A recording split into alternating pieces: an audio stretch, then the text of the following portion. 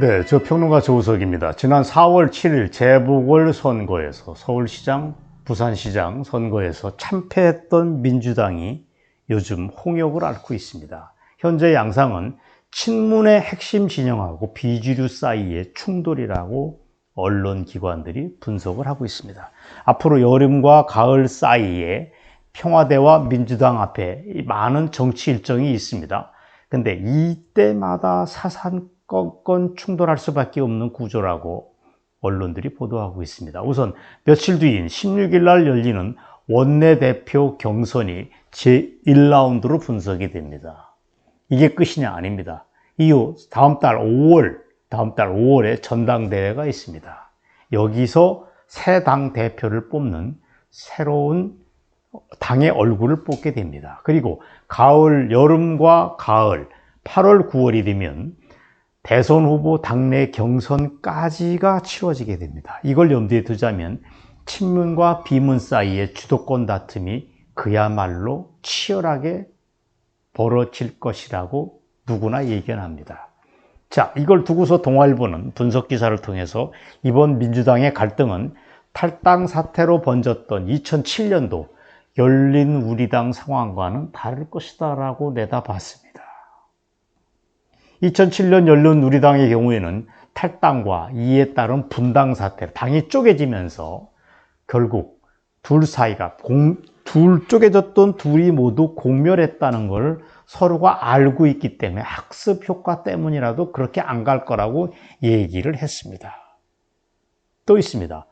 문재인 지지율이 아직은 30%를 유지하고 있기 때문에 그렇게 될 수도 있다고 동아일보는 얘기했지만 제가 볼 때는 굉장히 섣부른 얘기입니다. 정말 그렇게 동아일보 뜻대로 될까? 제가 볼 때 현실은 굉장히 가혹할 수 있습니다. 문재인 지지율이 아직은 30%라고 하지만 이게 간당간당합니다. 이게 무너질 경우 예상보다 빠르게 문재인과 민주당의 붕괴가 시작될 수도 있다는 얘기입니다. 정치학자들은 보통 대통령의 지지율의 마지노선을 40%라고 봅니다. 이게 무너진다고 하는 것은 굉장히 심각한 사안입니다. 이미 무너졌습니다. 이 선이 무너지는 순간부터 집권당하고 대통령 사이가, 그러니까 집권 여당하고 청와대 사이가 거리가 벌어지기 시작한다고 합니다. 동시에 야당의 저항이 본격화되는 국면이라고 하는데 지금이 딱 바로 그렇습니다. 4월 7일 서울시장 선거 이후 썰렁해진 게 민주당하고 청와대 사이인데 지금 바로 그걸 정확히 보여줍니다. 그러면 30% 선이 언제 무너지느냐는 시간 문제입니다. 당장 내일 벌어질 수도 있고 보름 뒤에 벌어질 수도 있습니다. 아니면 한 달을 버틸 수 있겠지만 그러나 초여름이 시작되기 이전에 30% 선은 무너진다. 그러면 어디로 가느냐? 25% 이하가 되면, 대통령 지지율이 25% 이하가 되면 사실상 대통령의 리더십이 사라지는 단계라고 합니다. 이건 거의 과학에 해당되고 정확한 예측이 가능합니다. 이 국면에서는 여당 내 자중질환이 벌어집니다. 그리고 레임덕이 아주 본격화된다고 얘기를 합니다. 이때 민주당이 쪼개지는 상황도 내다볼 수 있다.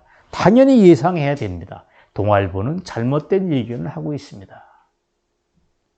왜? 앞으로 당대표를 누구를 세우느냐 하는 차원이 아니고 민주당의 이름을 걸고 선거를 나갔을 때는 호남 지역을 빼고는 당선 불가능하다는 위기감이 소속 의원들이 다 갖게 되면서 결국 남는 것은 갈라쓰자, 쪼개지자고 하는 선택밖에 남을 게 없습니다. 더 쉽게 얘기하겠습니다. 앞으로 1년 동안 경제가, 민생이 호전될 것이라고 여러분은 보십니까? 전혀 안 그렇습니다. 지난 3년 동안 문재인이 사기쳐온 남북관계가 더 좋아질 거라고 보입니까? 전혀 안 그렇습니다. 지금 당장은 실감나지 않지만 딴엔 100년 정당을 자임했던 게 노무현의 열린우리당이었습니다. 열린우리당이 어떻게 쪼개졌습니까? 100년 정당을 자임했지만 어떻게 작살이 났습니까? 열린우리당은 2004년 4월 총선, 그러니까 노무현 정부 출범 1년 뒤의 총선에서 152석이라고 하는 거대 여당으로 우뚝 섰습니다. 하지만 노무현 지지율이 바닥을 헤매는 정권 말기에는 침몰하는 배에서 타이타닉 호에서 탈출하듯이 하는 의원들의 탈당 행사로 요란했습니다. 결국 노무현 말기에는 대선 필패가 분명해지면서 열린우리당은 끝내 소멸이 되는 길을 가고 말았습니다.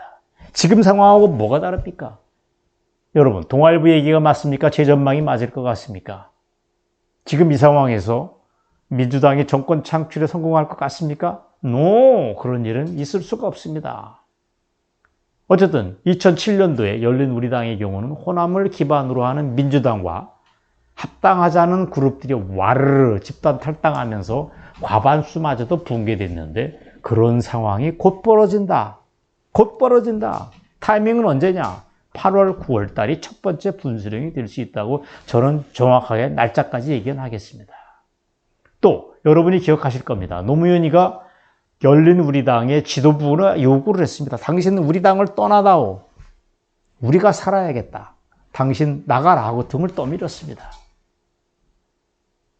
그래서 문재인에게 이번에는 문재인에게 민주당을 나가달라라고 탈당을 요구하는 사태가 조만간 빗받칠 수 있다. 지금처럼 백신 확보해서 엉망이 되고 나라 경제가 주저앉을 경우 민주당의 선택은 그것뿐이 없습니다. 그렇게 되면 올해 가을, 여름, 늦가을, 늦어도 늦가을 되면 이 문제로 정치권이 시끌시끌할 것이고 문재인은 죽은 개 취급을 받을 것이 예상됩니다. 반복합니다. 올해 늦어도 8월, 9월 초가 되면 문재인은 죽은 개 취급을 받을 것이 됩니다. 정확하게는 민주당 내 차기 대권주자 당내 경선이 시작되는 8월, 9월 사이에 문재인은 주저앉는다는 얘기입니다. 그때 되면 국정의 추진 동력 같은 건 약에 쓰려고 해도 찾기 힘들고 광야에 홀로선 바보 문재인만 남게 되는 상황입니다. 좌빨, 쟤네들도 결국은 이익공동체입니다. 그래서 상황이 바뀌면 기회주의적인 속성이 드러나고 본능대로 각자 도생, 나 혼자 뛰어가지고 나 혼자 살자고 하는 원칙에 충실할 수밖에 없습니다. 자, 오늘 방송을 정리하자면 이렇게 됩니다. 문재인 지지율의 마지노선인 40% 유지가 이미 무너졌다.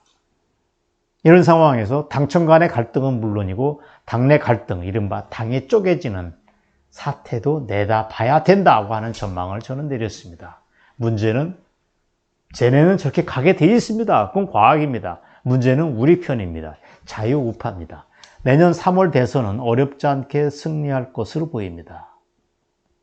저는 이렇게 얘기는 합니다. 내년 3월 대선은 어렵지 않게 승리할 것이다. 거기에 떠오르는 몇몇 인물은 5손가락에 꼽힙니다. 여러분이 추정해 보시기 바랍니다. 그런데 어쨌거나 우리가 승리한다면 우리가 잘해서가 아니고 민주당 쟤네들이 자멸하기 때문에 그렇습니다. 당이 쪼개지고 문재인은 당에서 쫓겨나고 하는 사태 속에서 우리는 상대적으로 반사이익을 챙길 수밖에 없는 구조입니다. 자, 남은 거는 그걸로 만족할 수 없습니다. 주사파 대청소에 우리가 반드시 성공해야 됩니다. 그래서 집권한 이후에 좌빨들 손에 의한 광우병이나 세월호 사태, 탄핵 쓰나미 같은 저항을 우리가 선제적으로 막아내야 됩니다. 쟤네들은 우리가 정권을 쥐면 반드시 정권을 붕괴시키려고 하는 장난을 칩니다. 광우병, 세월호 사태, 탄핵 쓰나미 같은 저항을 우리가 효과적으로 막아내고 우리가 원하는 대한민국 정상화, 우리가 원하는 프로그래밍을 해야 되는데 그걸 어떻게 이룩할까를 지금부터 고민해야 된다. 쟤네들이 쓰러질 때 반사이익을 챙기는 것보다는 대한민국 정상화 차원에서 어른스럽게 대한민국의 2021년과 2022년을 우리가 예견하고 준비해야 될 때다는 말씀을 선제적으로 이 방송을 통해서 드렸습니다. 여러분, 어떻습니까? 제 의견이 맞습니다. 여러분이 제 의견을 다시 한번 점검해 보시면서 의견에 공감해 주시기를 저는 원합니다. 여러분, 경청해 주셔서 감사합니다.